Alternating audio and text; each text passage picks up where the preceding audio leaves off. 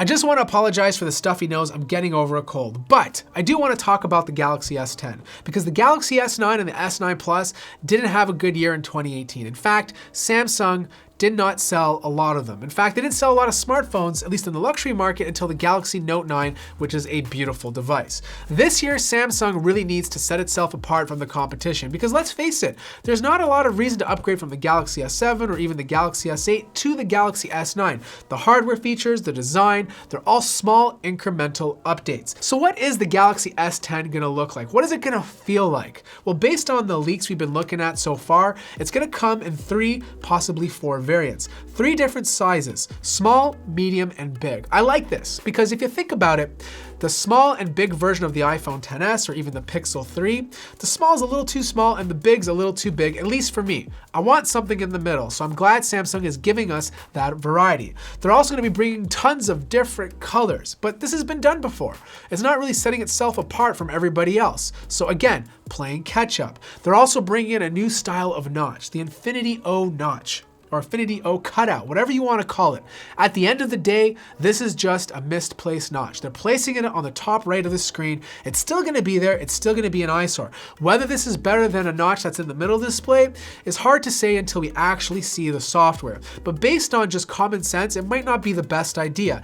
You have a notch on the top right-hand corner, you have a little bit of screen above it, and then you have all your notifications sitting beside it. So you're gonna have things going across, but then it's gonna be cut off on the right-hand corner. Whereas if you have it in the middle, it looks more natural when you have your notifications on the left and right side. Plus, what happens if you want to turn off the notch? How's that gonna look? Are you gonna lose a lot of screen real estate? Or is Samsung even gonna give you that option? The second thing they're doing, or the third thing they're doing, is bringing in an in-display fingerprint sensor. Again, they're playing catch up. Now, we all know Samsung loves to keep the headphone jack, and it's rumored they're actually keeping it on the Galaxy S10. This is fantastic. I know a lot of us out there are saying, let's get over this already. The Galaxy S10 is headphone jack is no longer needed. We're all switching to wireless.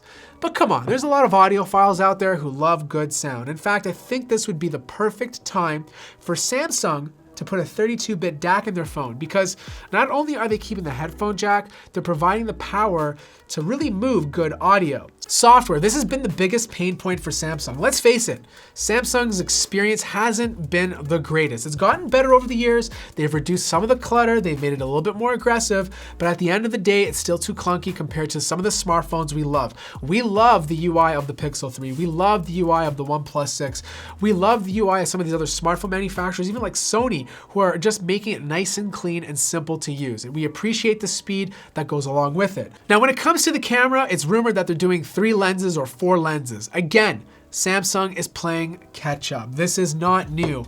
Huawei did this with the P20 or the P20 Pro. Everybody else is doing it. A lot of other manufacturers are adopting it because you can get some great results with smartphone photography. In fact, Samsung doesn't even have a night mode like the one on the Pixel 3 or the Mate 20, which is like the best in the industry right now.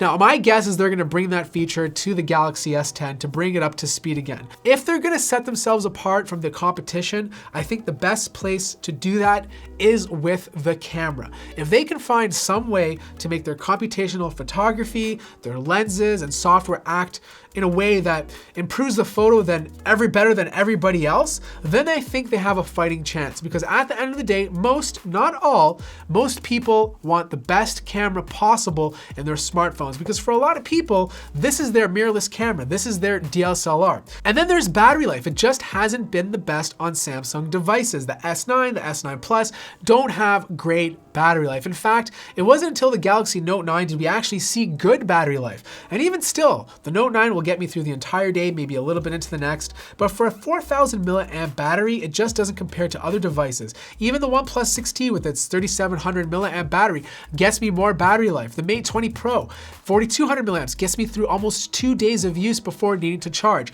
Whatever devices Samsung is bringing on the market, they need to increase battery efficiency. It's one of the places they've actually been behind on for the last few years. Now, at the end of the day, Samsung will probably bring new devices onto the market. They're gonna introduce a bunch of gimmicky features. They've done it in the past. They brought in AR emoji, they brought in Bixby, but these are things they didn't come up with. These are things they took from other manufacturers, tried to make them their own, and completely failed. Whatever they do with the Galaxy S10, the good thing is it's gonna be a complete redesign. It's gonna look nicer, but is that enough to really set itself apart from the competition? Anyways, those are the top leaks for the Galaxy S10. Some of my thoughts on it so far. I love Samsung, but they need to make a bang with the Galaxy S10. Like the video if you liked it, subscribe if you haven't already, follow me on Instagram for some behind the scenes, and I'll see you guys in the next episode.